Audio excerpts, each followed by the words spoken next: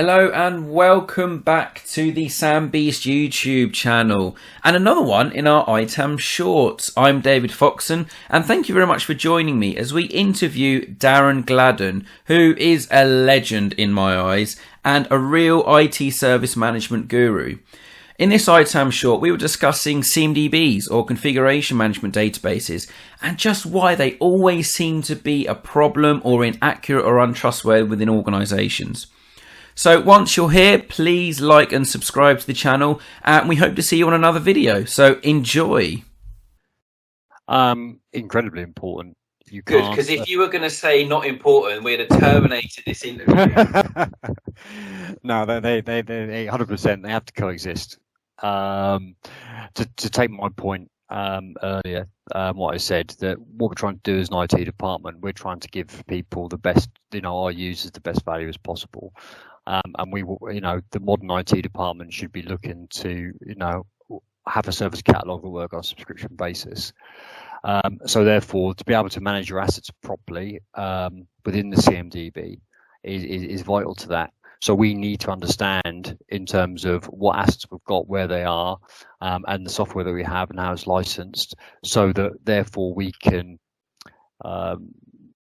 optimize the value of what we've got. So when we do have a new user, we're not automatically thinking, oh, we have a new user, we need to go out to market and buy a new license and all this stuff. We've got a stock of them. We can leverage that, and we can actually then allocate those things to that person on a subscription basis. So therefore, ultimately, keep the cost down, which is absolutely key because that's what the organisation wants. The COVID thing has put a lot of businesses under stress. The P&Ls are going crazy at the moment. Profit loss account is, so it's super important, and the CMDB is a big part of that. So that is where we would expect to keep that information. Or an extension of the CMDB within the Service Knowledge Management System, which is effectively what that would be, whether it be the DSL, the Definitive Software Library, or and so on and so forth. So, so that is very key. But also, when we think about capacity and capacity management as well, that's obviously very, very key, because us as IT, to be strategic as possible, we need to understand in terms of the business and which way the business is moving. So therefore, asset management is absolutely key as part of that capacity. A big mistake that a lot of IT organisations make when they think about capacity, they're thinking about memory capacity, disk capacity, all that kind of nuts and bolts stuff. But really, we're talking about the whole capacity. We're talking about the capacity of the teams. We're talking about the capacity of hardware in terms of licensing. We're talking about capacity and software licensing.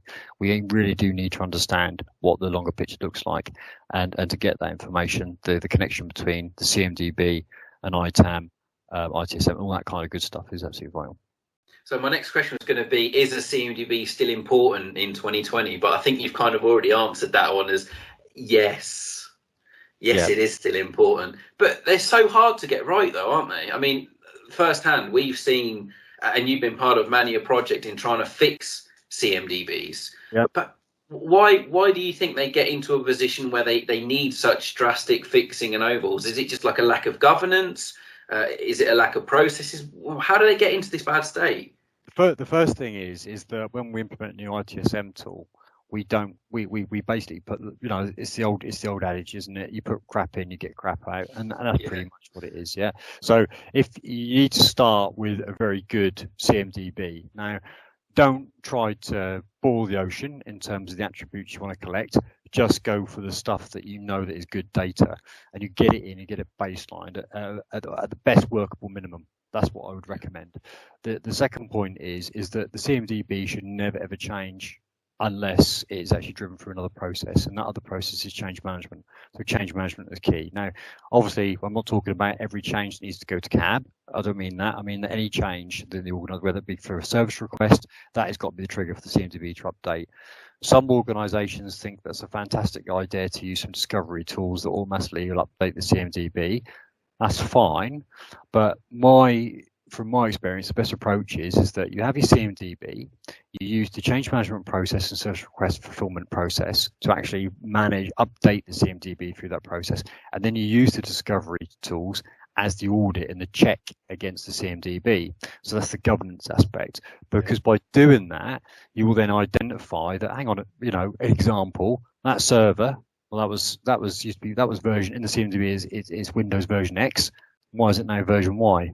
Why is that? Who within the organisation has made that change? And then you can see where there's non-compliance between your processes, and then that drives your continuous service improvement, because then there's a non-conformance, you can do something about it, because obviously somewhere along the line your process isn't working, and that's the rigor that you need to manage the CMDB. Do those things, and your CMDB will continue to be really good. If you don't do those things, then yeah, it will continue to be very good. Yeah, because to be totally honest with you, as soon as you get into a situation where you've been running an ITSM tool for a year or two, and you decide that your CMDB was kind of rush put in, it's a real mess, and then you go out, you're having to recruit a whole bunch of CMDB guys to try and fix the situation. Yeah. The horse is already gone. It's virtually impossible to fix. The only way you're going to fix it is by getting rid of the whole thing and starting again.